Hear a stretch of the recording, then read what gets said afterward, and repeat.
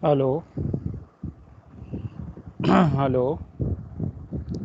Good morning बच्चों। काफ़ी time से आप लोग इंतजार कर। मोहसिन भाई नमस्कार। Hello. Hello. Hello. Hello.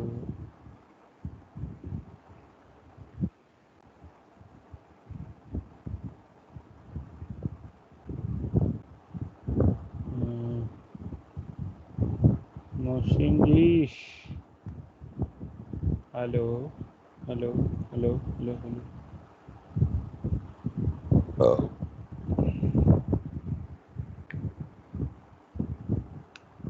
Hello. Mohsin भाई। So you can start now. Okay sir, thank you. Good morning बच्चों।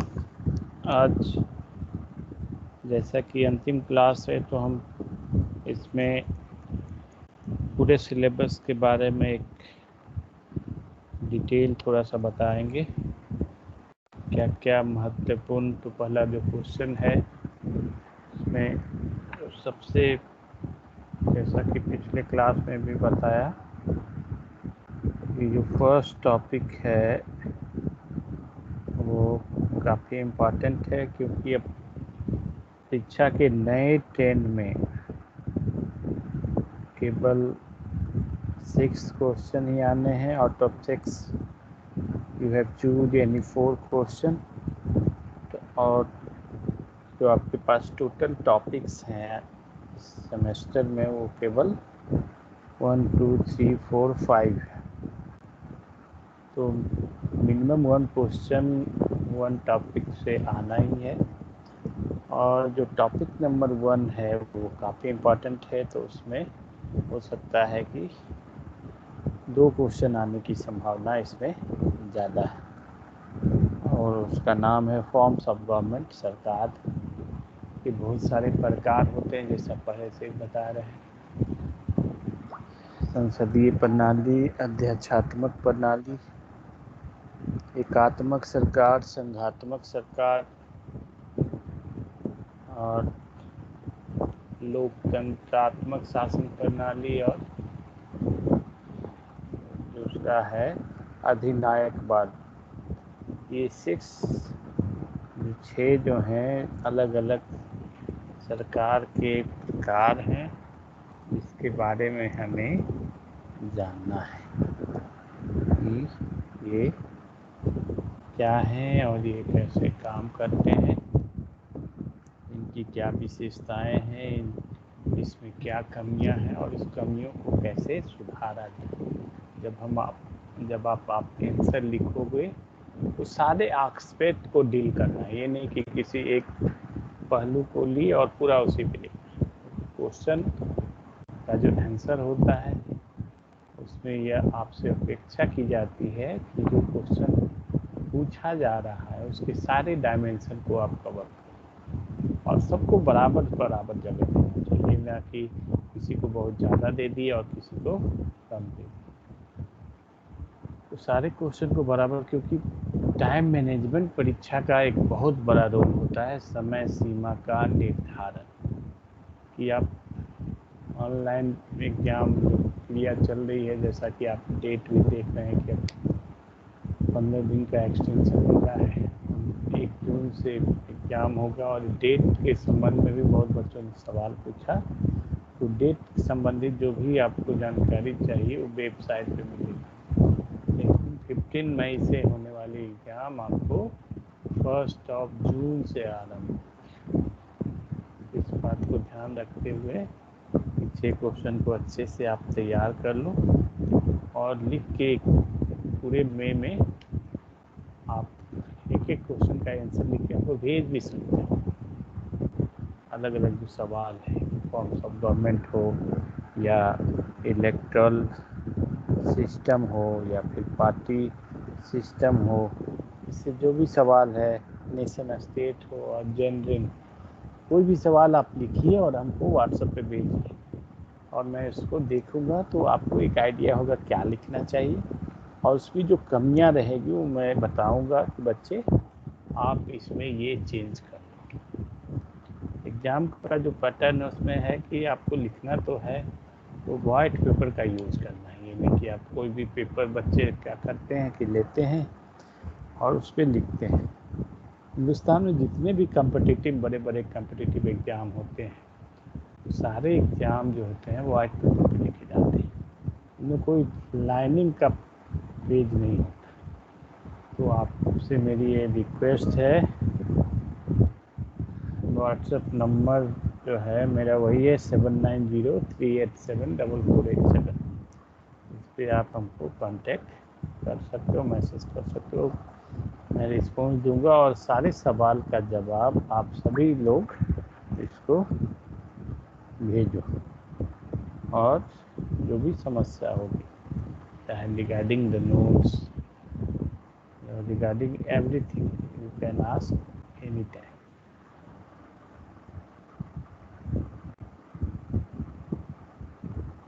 तो अब आते हैं चुनावी रीतियों पर।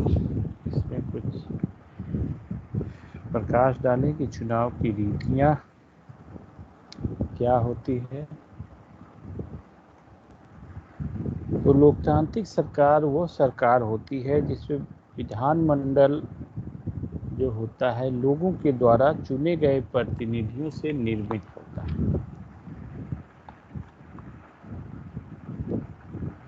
लोकतंत्र का मतलब ही वही है कि जब तक, क्योंकि जनता डायरेक्टली सारे प्रतिनिधियों का चुनाव नहीं कर सकते हैं, इसीलिए आज हम लोकतंत्र में अप्रत्यक्ष लोकतंत्र के माध्यम से अपने प्रतिनिधि का चुनाव करते हैं।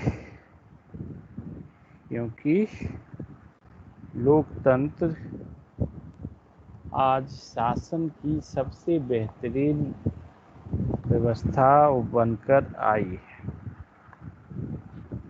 और आने वाले वर्षों में प्रतिनिधित्व का सिद्धांत और ज़्यादा मजबूत होता गया।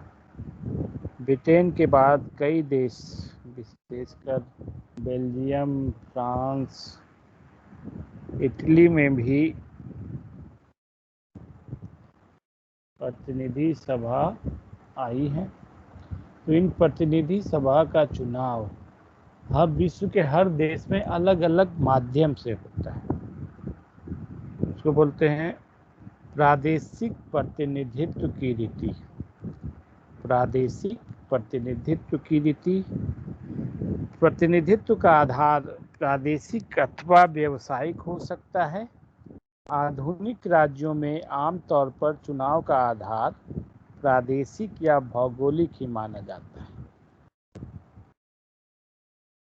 प्रादेशिक या भौगोलिक ही माना जाता है। देश को बहुत सी भौगोलिक इकाइयों में बांट दिया जाता है और प्रत्येक इकाई या प्रदेश से एक या अधिक प्रतिनिधि चुने जाते हैं।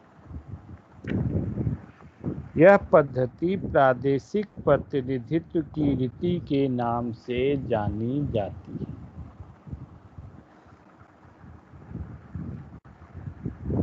प्रादेशिक प्रतिनिधित्व की नीति के महत्वपूर्ण गुण है कि प्रादेशिक प्रतिनिधित्व की रीति के 4 प्रमुख गुण हैं। पहला, यह एक सरल और सुगम प्रणाली है, बहुत ही आसान प्रणाली। दूसरा, अन्य रीतियों की तुलना में यह प्रणाली कम खर्चीली। सबसे बड़ी बात है कि इसको अपनाने से खर्च भी बचता है।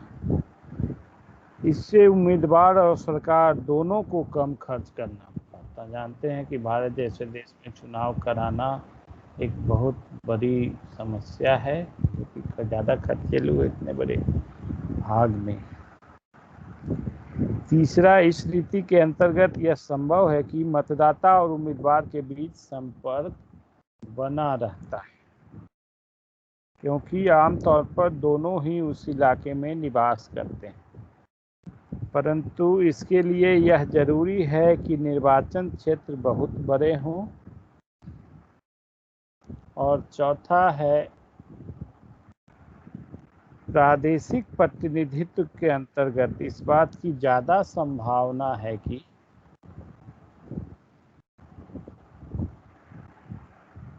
कोई न कोई दल इतना बहुमत जरूर जुटा ले जिससे अस्थायी सरकार का गठन हो सके।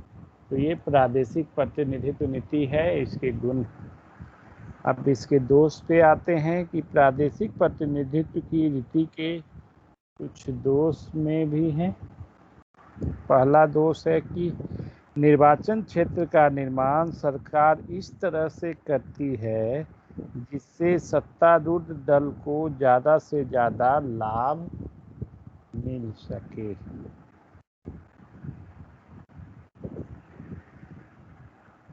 जिन प्रदेशों में विरोधी दल का प्रभुत्व होता है उसके लिए कम सीटें निर्धारित की जाती हैं और शासक दल का समर्थन करने वाले क्षेत्रों को ज़्यादा प्रतिनिधित्व भेजने का अधिकार दिया गया है। दूसरा अवगुण है कि एक निर्वाचन क्षेत्र में रहने वाले सभी लोगों के हित एक जैसे नहीं होते। किसी भी निर्वाचन क्षेत्र में चुना जाने वाला व्यक्ति उस क्षेत्र के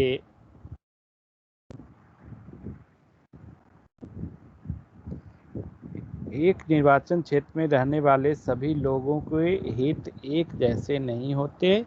किसी भी निर्वाचन क्षेत्र में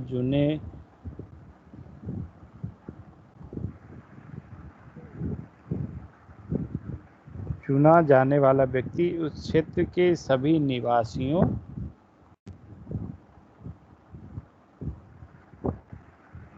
उद्योगपतियों, मजदूरों,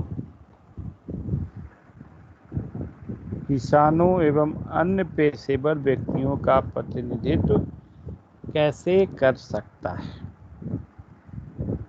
तीसरा अवगुण है कि इस पद्धति से क्षेत्रवाद को प्रोत्साहन मिलता है। विभिन्न क्षेत्रों के प्रतिनिधि राष्ट्रीय हितों की बजाय क्षेत्रीय हितों पर ज़्यादा बल देते हैं।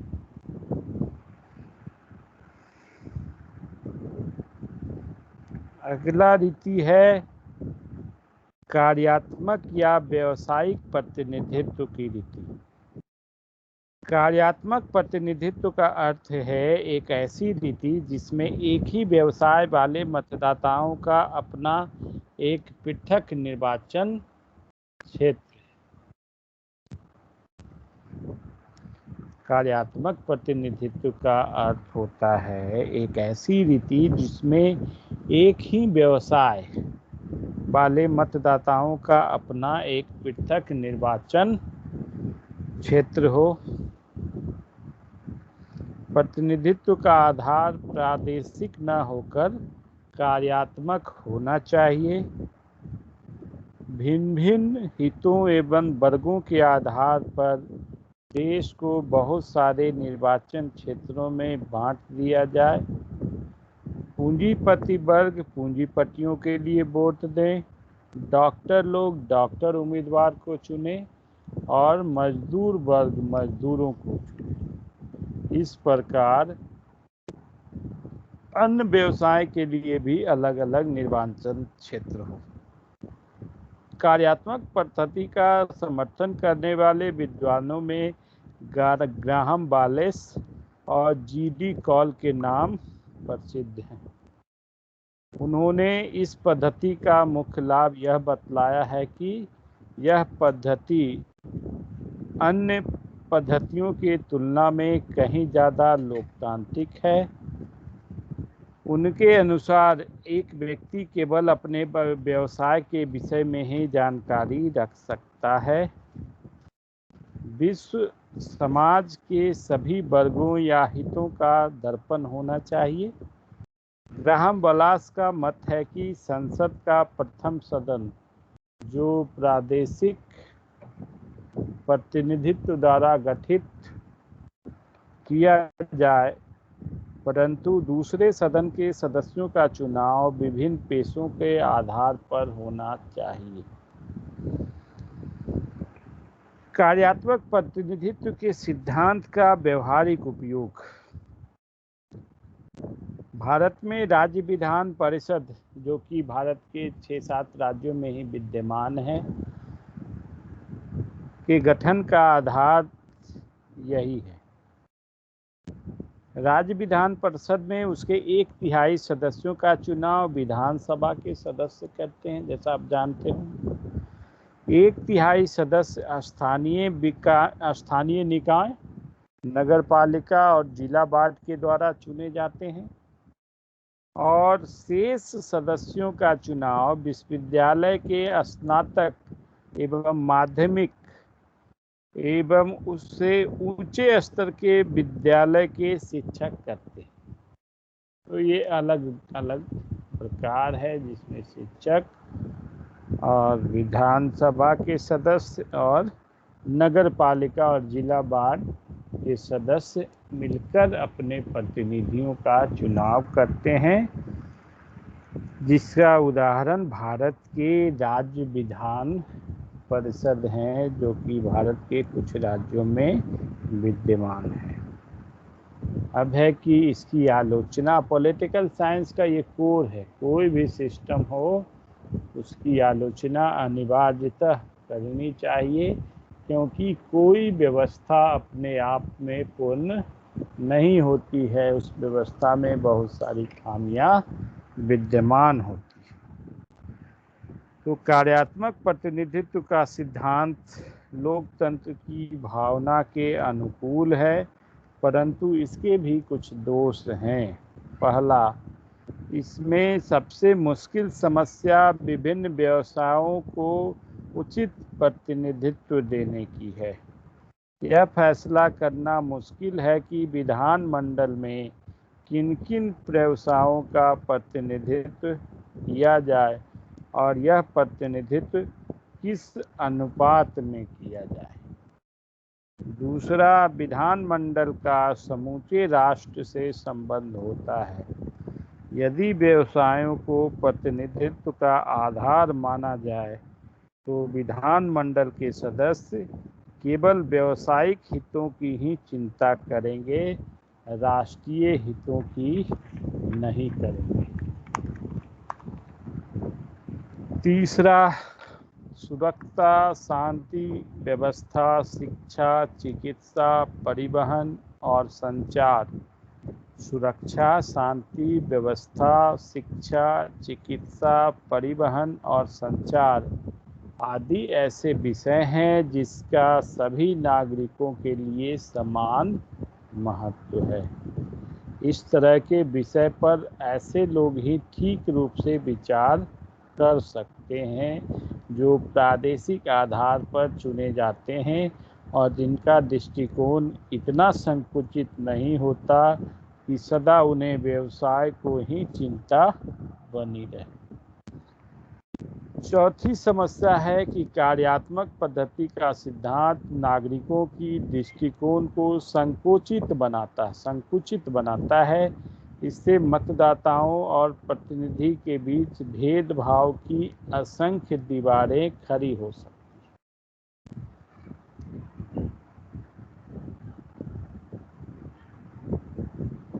इन सभी कारणों से लास्की ने इस सिद्धांत का जोरदार शब्दों में खंडन किया है। कुछ विद्वानों के अनुसार कार्यात्मक प्रतिनिधित्व से वर्ग संघर्ष, अशांति और अराजकता को और बढ़ावा मिलेगा। जहां तक सामाजिक आर्थिक वर्गों की मांग को संसद तक पहुंचाने का सवाल है, तो हर देश में बहुत से संघ एवं संगठन मौजूद हैं जो एक तरह से दबाव गुटों की भूमिका अदा करते हैं। वाणिज्य और व्यापार मंडल, श्रमिक यूनियन तथा किसान संघों की मंत्रियों एवं संसद सदस्यों तक सीधी पहुंच होती है और बड़े बड़े औद्योगिक घराने, मजदूर संघ, राजनीतिक दलों की नीतियों को प्रभावित करने की कोशिश करते हैं। कोई भी लोकतांत्रिक सरकार दबाव गुटों अथवा हित समूहों की गतिविधियों पर अंकुश नहीं लगा सकती। वे तो राजनीतिक व्यवस्था का अनिवार्य हिस्सा हो। तो ये भी बहुत अच्छी व्यवस्था है, इसके बारे में भी सवाल पूछा जाता है। अगली व्यवस्था का नाम है साधारण बहुमत की नीति। क्या है सर ये? न्यू सैंक्शन क्या है? न्यू समझ में नहीं आ रहा क्या लिखा है बच्चा क्वेश्चन में। सर ये नव संसमतवाद क्या है? आगे बढ़े, बाद में बच्चा सवाल। अगली पद्धति है साधारण बहुमत। साधारण बहुमत की रीति या इसको फर्स्ट पास्ट द पोस्ट की रीति के नाम से भी जाना जाता है और ज़्यादातर देशों में चुनाव के लिए साधारण बहुमत की रीति प्रचलित है। अंग्रेजी में इसे फर्स्ट पास्ट द पोस्ट की रीति भी कहते हैं। जो उम्मीदवार सबसे ज़्यादा वोट हासिल कर ले उसे विजयी घोषित किया जाता है। जैसा कि भारत में भी होता है कि 10 कैंडिडेट चुनाव लड़ते हैं और उस कैंडिडेट में मतलब टोटल 10 वोट है, 100 वोट है, तो जो उम्मीदवार 10 में से सबसे ज़्यादा वोट हासिल कर लिया वो विजेता घोषित कर दिया जाता है। यू है कंप्लीट योर क्या सवाल था? रुक के सवाल पूछना, 10 मिनट और पढ़ा लेते हैं। साधारण बहुमत रीति की क्या दोष है? सर्वप्रथम यह पद्धति लोकतांत्रिक नहीं है क्योंकि इस ढंग से जो प्रतिनिधि चुनकर आते हैं वो प्रायः जनमत का प्रतिनिधित्व नहीं करते। यह संभव है कि सबसे ज़्यादा मत हासिल करने वाले उम्मीदवार को कुल मतों में से 30 या 40% मत मिले हों, परंतु चूंकि उसे सबसे ज़्यादा वोट मिले हैं इसलिए विजयी वही माना जाएगा। उदाहरण के लिए एक चुनाव क्षेत्र में यदि 3 पार्टियों को 40,000, 33,000 और 27,000 वोट मिलता है तो वह केवल 40% मतों का प्रतिनिधित्व करता है, बहुमत का नहीं। नौ संस्थात्मकवाद क्या है? यह है सोनिया का question. Okay, later on discuss. दूसरा, यह पद्धति अल्पसंख्यकों या कम शक्तिशाली छोटे राजनीतिक दलों के हितों के विरुद्ध है क्योंकि उन्हें जिस अनुपात में वोट मिलते हैं उस अनुपात में उसे सीटें प्राप्त नहीं होती। उदाहरण के लिए भारत के प्रथम आम चुनाव 1951-52 में कांग्रेस के लोकसभा के 489 सीटों में 364 सीटों पर विजय हासिल की। इस प्रकार उसके हिस्से में लोकसभा की 74% से भी ज़्यादा सीटें आई, जबकि कांग्रेस को सिर्फ 45% वोट ही मिला था। दूसरी ओर कम्युनिस्ट पार्टी, जिसे 10% वोट मिला और उसे लोकसभा में 3.3% सीटें जीत सकी। यदि हमने अनुपातिक प्रतिनिधित्व की रीति अपनाई होती तो सभी दलों को मतों के अनुपात में प्रतिनिधित्व मिलता। तो ये दोष थे साधारण बहुमत पद्धति के। अब आते हैं इसके लाभ क्या क्या हैं। तो साधारण बहुमत रीति के जो दोष बतलाए गए हैं उनके बावजूद यह रीति न सिर्फ अभी तक बना हुआ है बल्कि अधिकांश लोकप्रिय देशों में इसी का बोलबाला है। इस पद्धति के गुण इस प्रकार हैं। पहला, आनुपातिक प्रतिनिधित्व की रीतियां बहुत जटिल और खर्चीली होती हैं। दूसरा, साधारण बहुमत रीति अपनाने से किसी न किसी दल को आवश्यक बहुमत मिल ही जाता है। इस प्रकार सरकार बेझिझक उन नीतियों को अपना सकती है जिन्हें कि वह आवश्यक समझती है। तीसरा, इस पद्धति के कारण ब्रिटेन और अमेरिका जैसे देशों में दो दलीय पद्धति के विकास को बल मिला।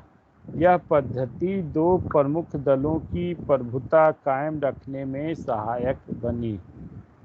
छोटे मोटे शेष सभी दल धीरे धीरे समाप्त हो गए। अमेरिका में सन 1860 से लेकर अभी तक राष्ट्रपति पद को लेकर चुनावी प्रतिस्पर्धा सिर्फ दो बड़े दलों, रिपब्लिकन पार्टी और डेमोक्रेटिक पार्टी में रहा है। ब्रिटेन को भी प्रायः दो दलीय पद्धति के उदाहरण के रूप में पेश किया जाता है।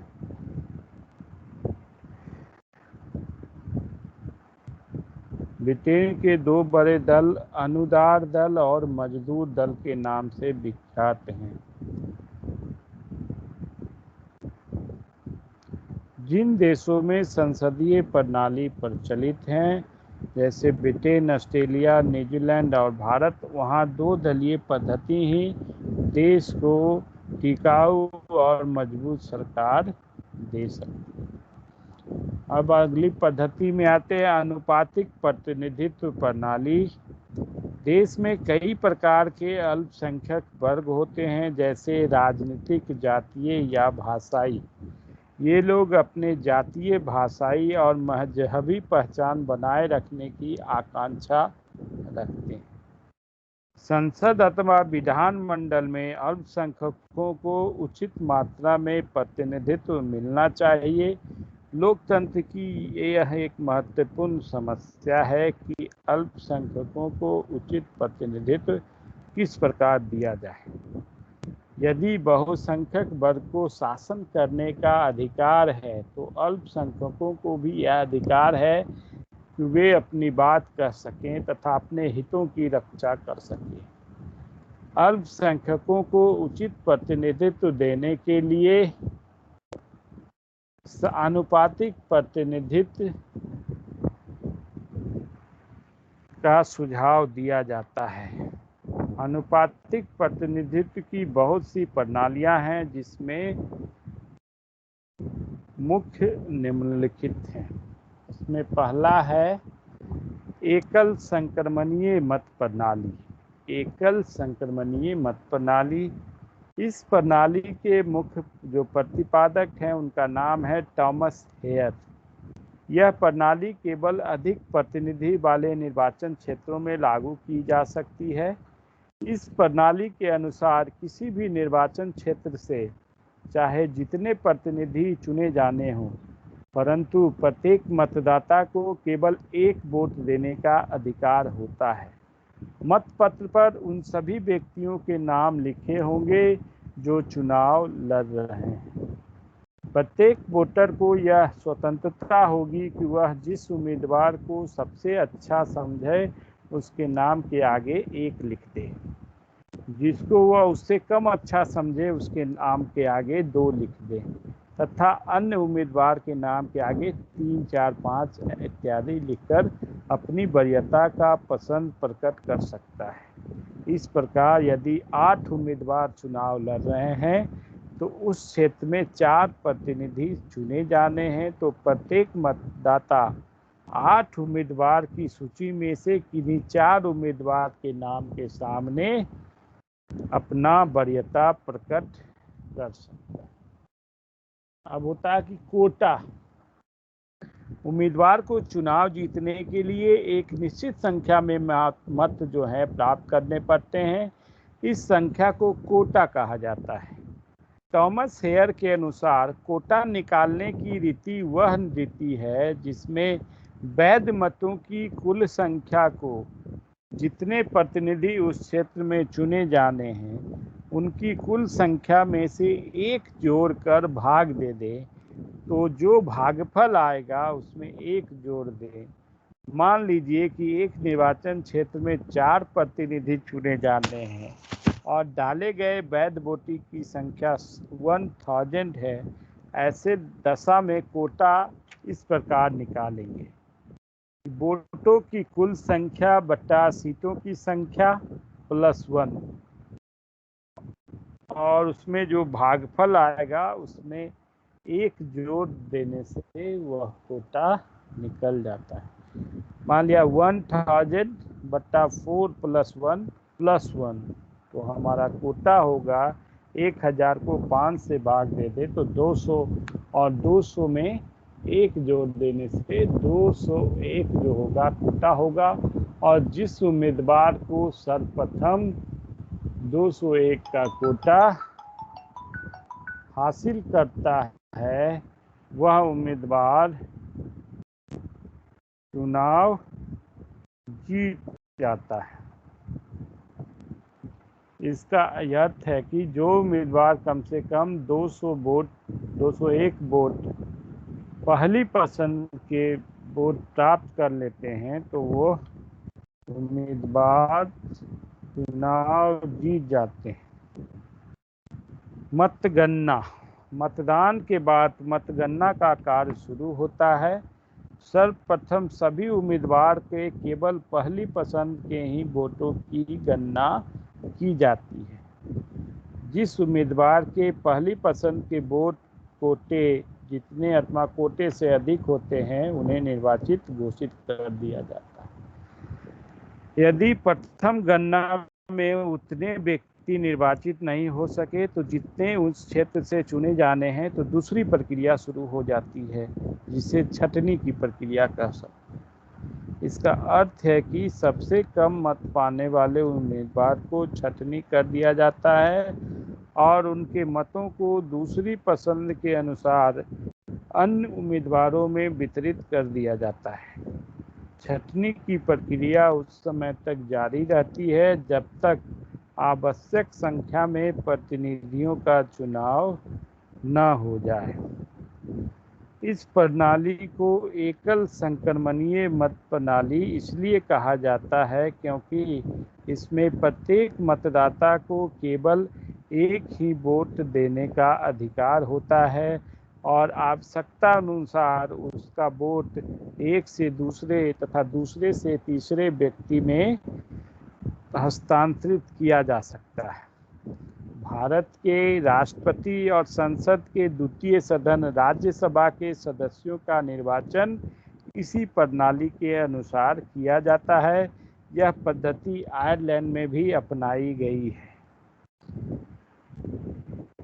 इस प्रणाली के 3 गुण हैं। सबसे बड़ा लाभ है कि संसद अथवा विधानमंडल में सभी राजनीतिक दलों एवं अल्पसंख्यकों को उनकी शक्ति के अनुसार थोड़ा बहुत प्रतिनिधित्व जरूर मिल जाता है। दूसरा, इससे संसद या विधानमंडल एक ही दल का प्रभुत्व कायम नहीं हो पाता। और तीसरा है, आमतौर पर कोई भी मत बेकार नहीं जाता, अर्थात प्रत्येक मतदाता का मत किसी न किसी रूप में अवश्य ही इस्तेमाल हो जाता है। परंतु इस प्रणाली के कुछ दोष भी हैं। पहला, यह प्रणाली काफ़ी जटिल है। दूसरा, इसका प्रयोग केवल बड़े निर्वाचन क्षेत्रों के लिए ही किया जा सकता है। तीसरा, यह प्रणाली का एक बड़ा दोष यह भी बतलाया गया है कि संसद में बहुत से छोटे छोटे दलों के प्रतिनिधि पहुंच जाने के कारण सरकार की स्थिरता को खतरा बना रहता है। वैसे यह दोष तो अनुपातिक प्रतिनिधित्व की सभी विधियों का है, क्योंकि इसके द्वारा विधानमंडल में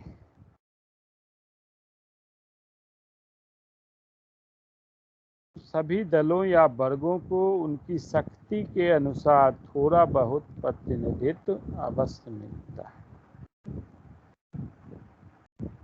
अनुपातिक प्रतिनिधित्व प्रणाली के गुण और दोष।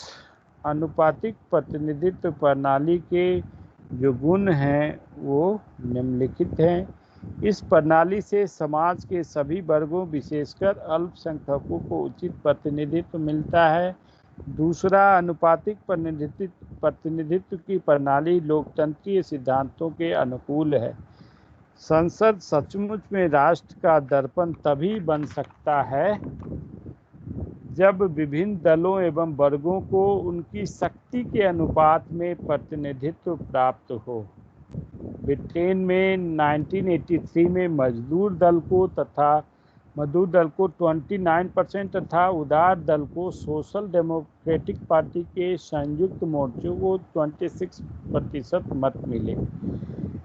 केवल 3% अधिक वोट पाने को लेकर मजदूर दल को संयुक्त मोर्चे से भी 9 गुना ज़्यादा सीटें मिल गई। इन रीतियों को अपनाने से मतदाताओं को वोट व्यर्थ नहीं जाता है, क्योंकि प्रत्येक मतदाता की पसंद का कोई न कोई उम्मीदवार जरूर विजयी हो जाता है।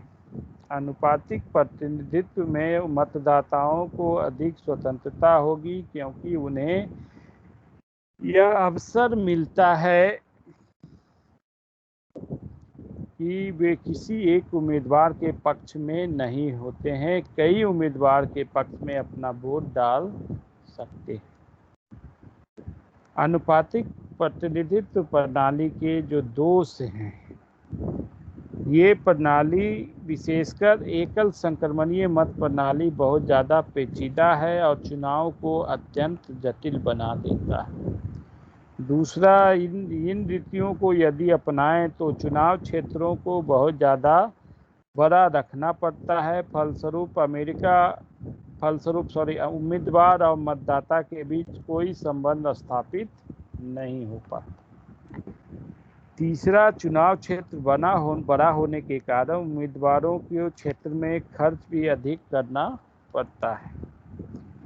इस आशा से कि प्रत्येक दल को थोड़ा बहुत प्रतिनिधित्व अवश्य मिलेगा, छोटे मोटे अनेक दल बना लेते हैं। ये दल शासन में अस्थिरता लाते हैं, क्योंकि चुनाव के बाद कोई भी दल इस स्थिति में नहीं होता कि वह अस्थायी सरकार का गठन कर सके। इससे सरकारों का बनना और बिगड़ना जारी रहता है। 1987 में संपन्न ब्रिटिश आम चुनाव की चर्चा में यदि इंग्लैंड में अनुपातिक प्रतिनिधित्व की रीति मौजूद होती तो किसी भी दल को सरकार बनाने लायक बहुमत नहीं मिल सकता था। इसलिए अनुपातिक प्रतिनिधित्व पद्धति लोकतांत्रिक भले ही दिखता हो, परंतु उसके अपनाए जाने का अर्थ है अस्थिर सरकार और शासन व्यवस्था में गड़बड़ी।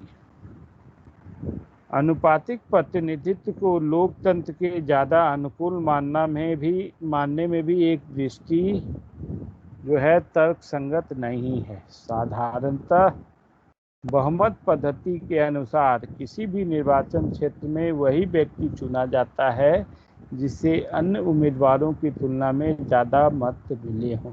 इसलिए विजयी उम्मीदवार ही सबसे ज़्यादा लोकप्रिय माना जाएगा। ऐसी स्थिति में उस निर्वाचन क्षेत्र का उससे बेहतर प्रतिनिधित्व और आकार कौन कर सकता है।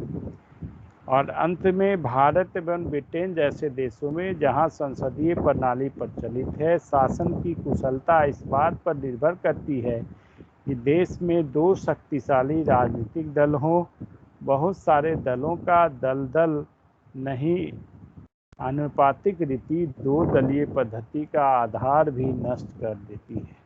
और इन्हीं सब कारणों से लास्की जैसे लेखकों ने अनुपातिक प्रतिनिधित्व प्रणाली का विरोध किया। तो आज शासन की विभिन्न प्रणालियों के अंतर्गत हमने बहुत सारे अलग अलग प्रणालियों के बारे में चर्चा की। आशा करता हूँ कि आपका समझ अंडरस्टैंडिंग इस पे बना होगा।